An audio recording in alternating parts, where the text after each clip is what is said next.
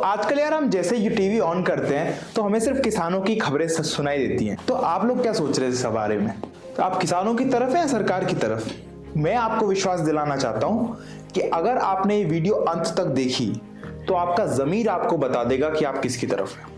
तो नमस्कार दोस्तों, मेरा नाम है अमित शर्मा और आप देख रहे हैं हमारे YouTube चैनल फ्यूचर एश्योर्ड। तो यार सरकार लाई एक नया नियम, नाम है कॉन्ट्रैक्ट फार्मिंग। इस कॉन्ट्रैक्ट फार्मिंग में क्या होता है यार, ये कंपनी डायरेक्ट किसान से फसल खरीद सकती है। कैसे?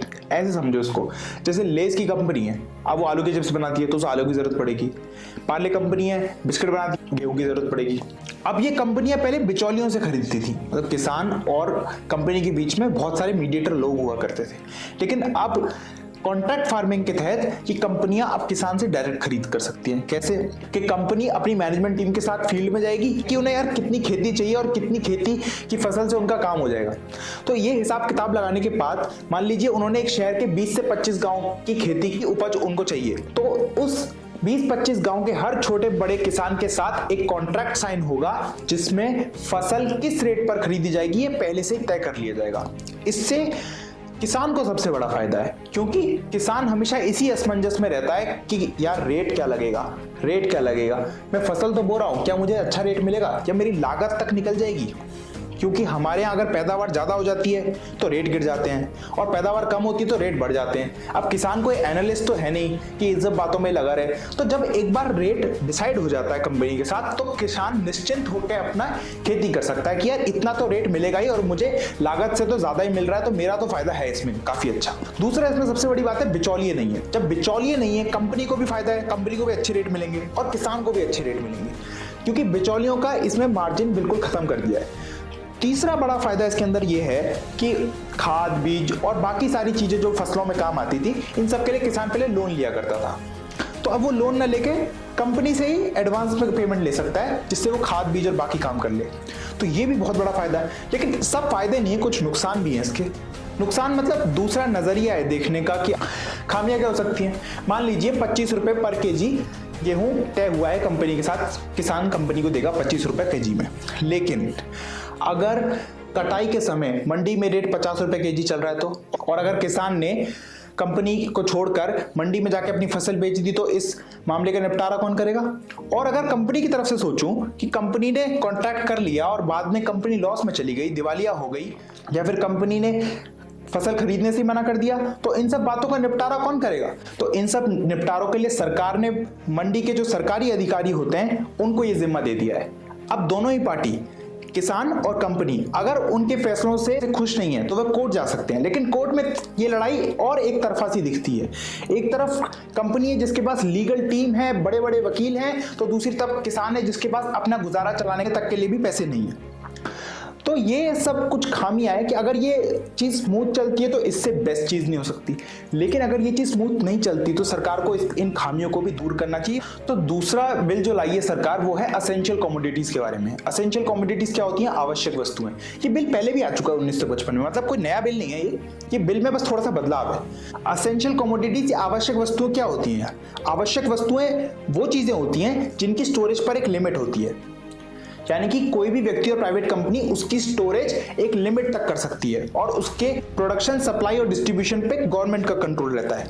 एक उदाहरण के रूप में समझूं तो अभी कोरोना काल में मास्क भी मार्च 2020 में असेंशियल कमोडिटीज में डाल दिए गए थे और फिर जुलाई में उनको वापस ले लिया सर। तो अब आवश्यक वस्तुओं में कुछ चीजें हमेशा के लिए हटा दी गई हैं, जैसे दाल, चावल, आलू, प्याज, ये सब चीजें आवश्यक वस्तु की सूची से हटा दी गई हैं। सरकार को ऐसा क्यों करना पड़ा? तो हमारे यहाँ फसलें यार सरप्लस में होती हैं, यानी कि बम्पर पैदावार होती है, मतलब जितनी खपत नहीं है उससे ज्यादा पैदावार हो जाती है, और सरकार खरीद कर अपने गोदामों में कब तक रखे? अगर मैं एक आंकड़ों से मानूं तो पिछले साल हमारे यहाँ 478 लाख टन गेहूं सड़ गया और अन्य फसलों के सड़ने से सरकार को 90,000 करोड़ का लॉस हो गया। तो इन सब लॉसों से बचने के लिए इसलिए सरकार ने किसी भी व्यक्ति और किसी भी कंपनी की स्टोर करने की लिमिट हटा दी है, जिससे कि सरकार के गोदामों में सड़ रही फसल कम से कम हो जाए। और इससे देश को एक बहुत बड़ा नुकसान ये हुआ है कि आज तक हमारे यहाँ विदेशों जैसी स्टोरेज फैसिलिटीज डेवलप नहीं हो पाई हैं, जैसे वेयर हाउस और कोल्ड स्टोरेज, जिसमें फसल सड़ने के चांसेस ना के बराबर होते हैं। क्यों? क्योंकि आज तक किसी प्राइवेट कंपनी ने इसमें इन्वेस्ट ही नहीं किया, क्योंकि किसी भी प्राइवेट कंपनी या व्यक्ति को आज तक भंडारण करने पर रोक थी। कोई भी एक लिमिट से ज्यादा अपने यहाँ स्टोर नहीं कर सकता था। तो इससे जो सबसे अच्छी बात इस देश में होने जा रही है कि नई नई स्टोरेज फैसिलिटीज आने वाली है। लेकिन ऐसा नहीं है कि सब कुछ अच्छा ही है, कुछ कमी सी भी लगती है इस चीज में कि अगर मान लीजिए किसी व्यक्ति ने पूरे मार्केट से आलू उठाकर उसको स्टोर कर लिया तो अचानक से आलू के रेट बढ़ जाएंगे, यानी कि वो सप्लाई कम करके मार्केट में एक आर्टिफिशियल डिमांड पैदा कर सकता है जिससे कि उसके रेट बढ़ा सकता है और धीरे धीरे अपनी फसल को निकालकर अच्छे रेट ले सकता है। जब से ये नियम लागू हुआ है हम सबने देखा है कि आलू और प्याज के दाम बढ़े हैं, पर सरकार को भी ये देखना चाहिए कि दाम इतने ना बढ़ जाए कि ये आम आदमी की पहुंच से बाहर हो जाए। तो यार तीसरा कानून समझते हैं। तो किसान आधिकारिक रूप में सिर्फ एक तरह से बेच सकते हैं, वो है मंडी। मंडी में कैसे बेचते हैं? मंडी एक अमेज़न और फ्लिपकार्ट की तरह एक एजेंसी है जो कि बायर और सेलर के बीच में काम करती है।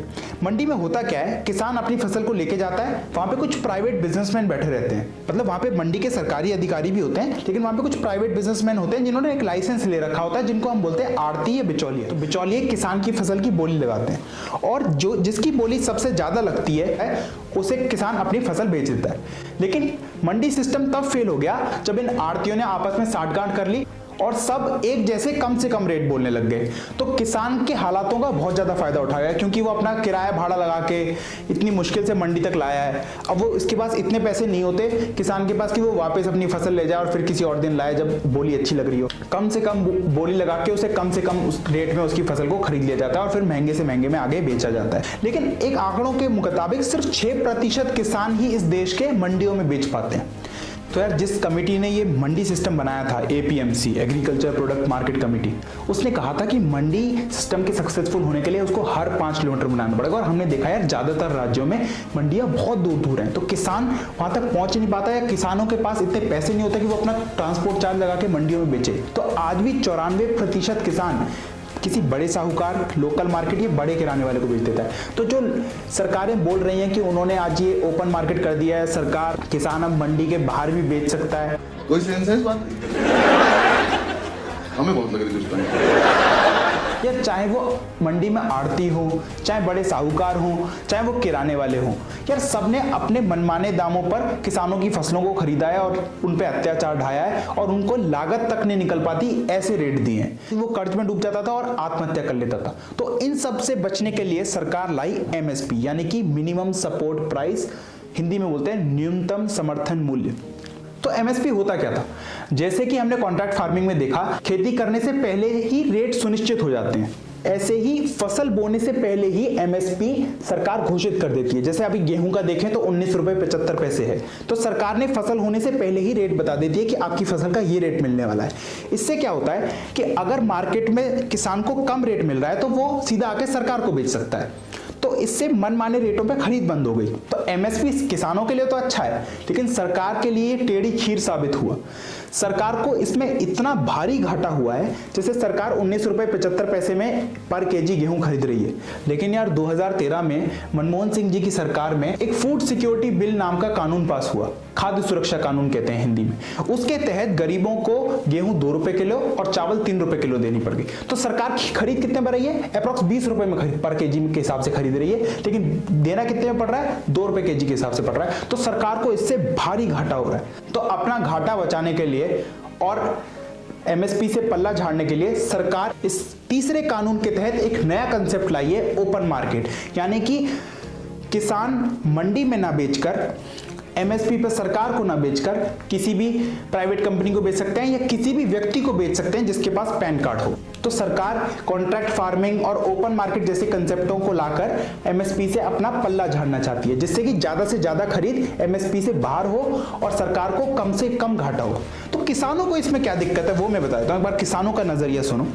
किसान सरकार को क्या कह रहे हैं कि आप कह रहे हो कि मंडी से बाहर आप बेच सकते हो। ये तो बहुत स्वाभाविक सी बात है कि मंडी से बाहर रेट अच्छा मिलेगा, वहां बिचौलिए नहीं है और वहां टैक्स भी नहीं है। धीरे धीरे जब ज्यादा खरीद मंडी से बाहर होने लग जाएगी तो धीरे धीरे मंडियों में कोई भी नहीं आएगा और मंडियां डेड हो जाएंगी। तो 3-4 साल तक तो ये प्राइवेट कंपनियां हमें अच्छी रेट देंगी, लेकिन 3-4 साल बाद जब मंडियां बंद हो जाएंगी तो ये प्राइवेट कंपनियां मनमानी पे आ जाएंगी और मनमाने दाम देने लगेंगी। इसका बहुत अच्छा एग्जाम्पल देखें तो ये बीएसएनएल के साथ हुआ कि बीएसएनएल के साथ एयरटेल और आइडिया एक प्राइवेट ऑप्शन की तरह आए थे, लेकिन बीएसएनएल के डेड हो जाने के बाद एयरटेल और आइडिया ने ग्राहकों से मनमाने रेट वसूले। इसको दूसरा उदाहरण से भी समझ सकते हैं कि गवर्नमेंट स्कूल्स के साथ प्राइवेट स्कूल एक ऑप्शन की तरह आए थे, लेकिन आज जब गवर्नमेंट स्कूलों में कोई जाना नहीं चाहता तो प्राइवेट स्कूल मनमानी फीस वसूल रहे हैं। किसानों की चिंताओं को मैं कैसे समझ रहा हूं? मैं समझ रहा हूं कि किसान इन बिलों से परेशान नहीं है, इन बिलों के फ्यूचर साइड इफेक्ट से परेशान है और उनकी चिंताएं एकदम मुनासिब है, उनमें कोई दिक्कत नहीं है। और सरकारों को भी इसमें देखना चाहिए एक बार कि यार वो जो कह रहे हैं वो बात तो सही कह रहे हैं और पुराने एग्जाम्पल से सीख लेनी चाहिए कि बीएसएनएल के साथ जो हुआ, गवर्नमेंट स्कूलों के साथ जो हुआ, वो मंडियों के साथ ना हो। लेकिन सरकार को लगता है कि वो सब कुछ सही कर रही है। वो एक बहुत अच्छा शेर है कि सरकारें ताउम्र यही भूल करती रही, धूल उनके चेहरे पर थी और वो आईने साफ करती रही। और यार इसी उम्मीद के साथ कि सरकार किसानों के डर को समझेगी, उनकी चिंताओं को दूर करेगी और जल्द से जल्द कोई बीच का रास्ता निकालेगी। आप देख रहे थे हमारा channel future is short. Video पसंद आई हो तो लाइक कर दीजिएगा, सब्सक्राइब कर दीजिएगा हमारे चैनल को। बहुत बहुत धन्यवाद।